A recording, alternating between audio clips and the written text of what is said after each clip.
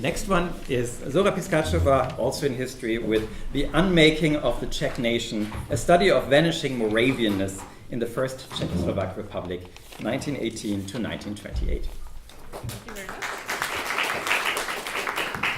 Thank you. So I would like to start this with a person that is very well known to some of us, Ernest Gellner, the father of the modernist school of nationalism, who says that nationalism, which is basically a movement that seeks to create a nation state, that for every nationalism, there is a number of nationalism that are potential, but never really get realized. And my thesis focuses on one of these potential nationalisms that never actually happened.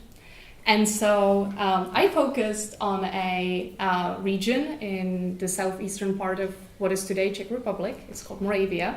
And this region was fairly autonomous throughout history, even under the Austro-Hungarian Empire. It had bureaucratic structures, it had a distinct sense of identity. And yet, somehow this region has never developed a successful nationalism. And so I asked this question, why is this so?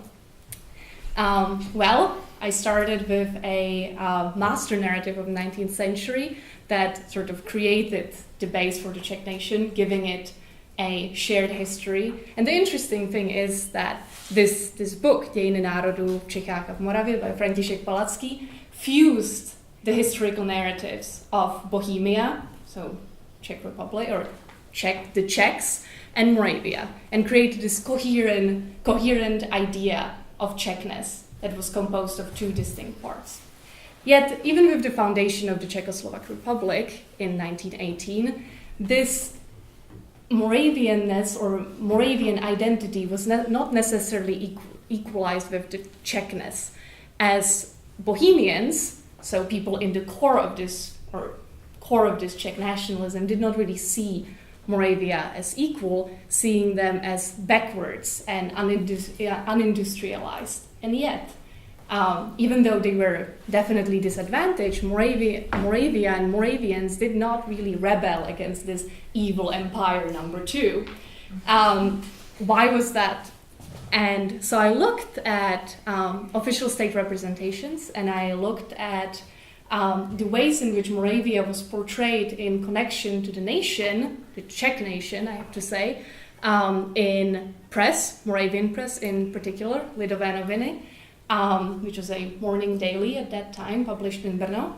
And I looked at what they were doing, how they were incorporating Moravia on its own terms, in certain ways, into this Czech national community, and basically showing them, hey, you're still part of this huge Czech unity, even though you might be something a little bit different. And they've been doing that in 1918. But then, in my third chapter, I'm actually looking at 1928, so 10 years after the Declaration of Independence. And they ceased to do that, at least in, let's say, mass public discourse and in papers. And so the newspaper completely ceased to flag Moravianness because there was no need to flag it anymore, as, let's say, Moravians have become Czechs in the end, and they could be encompassed by this national we. And so, in conclusion, really, you can read this as success story of one nationalism and failure over another. But what it really shows is that our, let's say, coherent idea of Czechness as we have today isn't really as coherent as it might be presented today. And it could have gone a very, very different way if certain things went differently.